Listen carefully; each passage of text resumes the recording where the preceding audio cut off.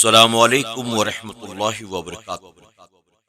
میرے پیارے آقا علیہ الصلوۃ والتسلیم کے پیارے دیوانوں، خاتون جنت حضرت فاطمہ الزہرا رضی اللہ عنہا کی کنیزوں، میں گزارش کروں گا ان تمام حضرات سے جنہوں نے چینل کو اب تک سبسکرائب نہیں کیا، وہ ابھی سبسکرائب کر لیں اور آئندہ آنے والے تمام ایپیسوڈز کی نوٹیفیکیشن کے لیے بیل آئیکن پر کلک کرنا نہ بھولیں۔ میں امید کرتا ہوں کہ اس درس کے سفر میں آپ آخر تک ہمارے ساتھ بنے رہیں گے۔ ہماری ٹیم کی حوصلہ افزائی کے لیے آپ لائک بھی کریں، کمنٹ بھی کریں اور اس کار خیر کو زیادہ سے زیادہ لوگوں تک پہنچانے کے لیے اسے شیئر بھی ضرور کرتے رہیں۔ ہم نے کل کے درس میں اقلیمہ کا آدھا حصہ سنا تھا۔ آئیے ایک ریکیپ کے ساتھ آگے بڑھتے ہیں۔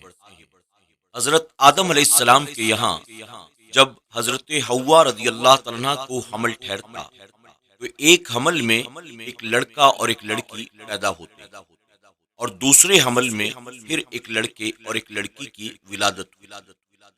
تو جو لڑکا اور لڑکی ساتھ پیدا ہوتے وہ آپس میں بھائی بہن ہوتے اور ان کا نکاح نہ ہوتا، لیکن دوسرے حمل سے پیدا ہونے والے لڑکے اور لڑکی کے ساتھ ان کا نکاح کر دیا جاتا۔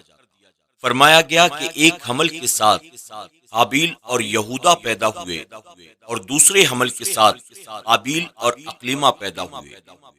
آدم علیہ السلام نے یہ چاہا کہ حابیل کا نکاح اقلیمہ سے کر دیا جائے اور قابیل کا نکاح یہودا سے، لیکن چونکہ اقلیمہ یہودا کے مقابلے زیادہ خوبصورت تھی، اس لیے قابیل نے یہ کہا کہ میں اقلیمہ سے نکاح کروں گا۔ آدم علیہ السلام نے انہیں سمجھانے کی کوشش کی لیکن وہ بضد تھے۔ آخر کار آدم علیہ السلام نے دونوں بھائیوں سے کہا کہ تم اللہ کی راہ میں قربانیاں پیش کرو، جس کی قربانی اللہ قبول فرمائے گا ہم اس کا نکاح اقلیمہ سے کرا دیں گے۔ دونوں بھائیوں نے اللہ کے نام پر قربانی کی۔ اللہ رب العزت نے حابیل کی قربانی کو قبول فرمایا اور قابیل کی قربانی رد کر دی گئی۔ اس سے قابیل کے دل میں بغض اور حسد پیدا ہو گیا اور وہ اپنے ہی بھائی حابیل کی جان کا دشمن بن گیا۔ اب آگے، جب حضرت آدم علیہ السلام حج کے لیے مکہ مکرمہ تشریف لے گئے تو قابیل نے حابیل سے کہا میں تجھ کو قتل کر دوں گا۔ حابیل نے کہا کیوں؟ وہ کہنے لگا اس لیے کہ تیری قربانی مقبول ہوئی اور میری نہیں ہوئی اور اقلیمہ کا تو مستحق ٹھہرا، اس میں میری ذلت ہے۔ حابیل نے کہا اگر تو مجھے قتل کرنے کے لیے ہاتھ اٹھائے گا تو میں تجھے قتل کرنے کے لیے ہاتھ نہیں اٹھاؤں گا، میں تو اللہ سے ڈرتا ہوں۔ قابیل نے آخر حابیل کو قتل کر دیا۔ پھر وہ اس قتل کو چھپانے کے لیے حیران ہوا کہ لاش کو کیا کریں، کیونکہ اس وقت تک کوئی انسان مرا نہیں تھا۔ مدت تک لاش کو اپنی پیٹھ پر لاد کر گھوما تو اللہ رب العزت نے اسے دو کوے دکھائے، دونوں آپس میں لڑ پڑے، ان میں سے ایک نے دوسرے کو مار ڈالا۔ پھر زندہ کوے نے اپنی چونچ اور پنجوں سے زمین کو کریت کر ایک گڈھا کھودا اور اس میں مرے ہوئے کوے کو ڈال کر مٹی سے دبا دیا۔ یہ دیکھ کر قابیل کو یہ معلوم ہوا کہ مردے کی لاش کو دفن کرنا چاہیے، چنانچہ اس نے زمین کھود کر حابیل کو دفن کر دیا۔ سبق: سب سے پہلا قتل جو ہوا وہ قابیل کے ہاتھوں حابیل کا ہوا اور اس قتل کا سبب عورت تھی۔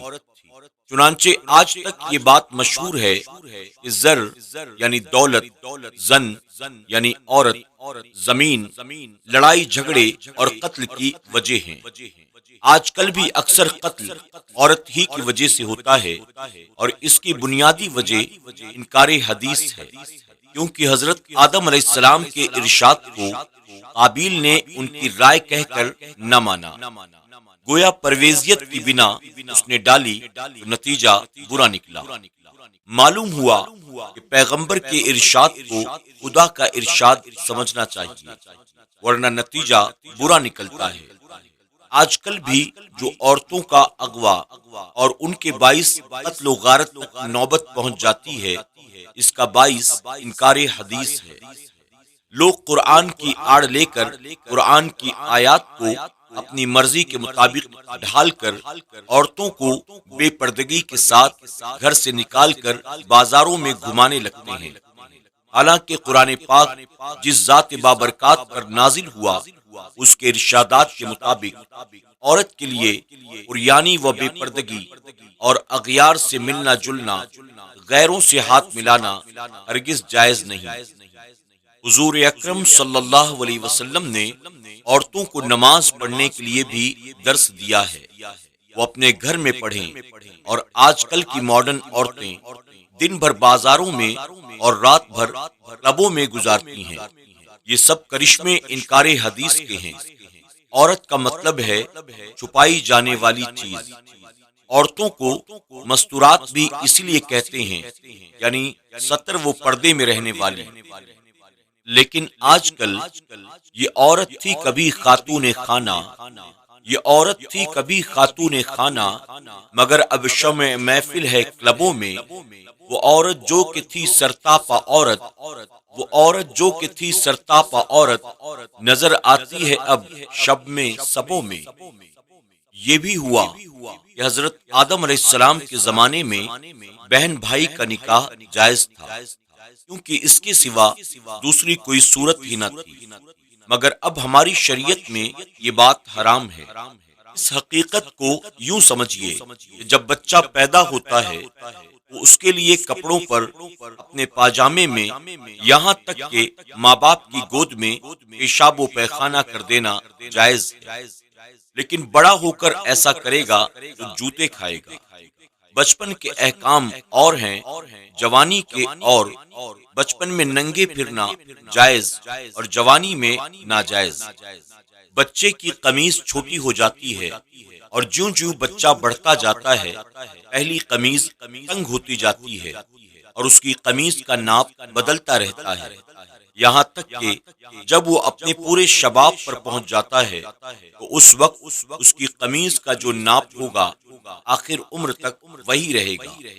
اسی طرح حضرت آدم علیہ السلام کے وقت دین ابھی ابتدائی دور میں تھا، گویا بچہ تھا، اور بچے کے لیے وہ باتیں جائز ہوتی ہیں جو جوان کے لیے جائز نہیں ہوتی۔ یہ بچہ جیسے جیسے جوان ہوتا رہا اس کی قمیض کا ناپ یعنی شریعت بھی بدلتی رہی، یہاں تک کہ جب یہ اپنے عالم شباب پر پہنچا اور حضور اکرم صلی اللہ علیہ وسلم تشریف لائے تو اللہ رب العزت نے فرما دیا، آج میں نے تمہارے لیے تمہارا دین کامل کر دیا اور اپنی نعمت تم پر تمام کر دی۔ گویا اب یہ دین اپنے شباب پر پہنچ چکا ہے، اور اب جو شریعت حضور اکرم صلی اللہ علیہ وسلم لے کر آئے ہیں، جس طرح عالم شباب کی قمیض کا ناپ آخری عمر تک باقی رہتا ہے، اسی طرح یہ شریعت قیامت تک باقی رہے گی، اور اب شریعت میں تبدیلی کی حاجت نہیں رہی، اور اسی لیے حضور اکرم صلی اللہ علیہ وسلم کے بعد اب کوئی نبی نہیں آ سکتا ہے، کیونکہ اب کسی نبی کی ضرورت ہی نہیں رہی۔ لہذا اب حضور اکرم صلی اللہ علیہ وسلم کے بعد نبوت کا دعویٰ جو کرے گا وہ جھوٹا ہے۔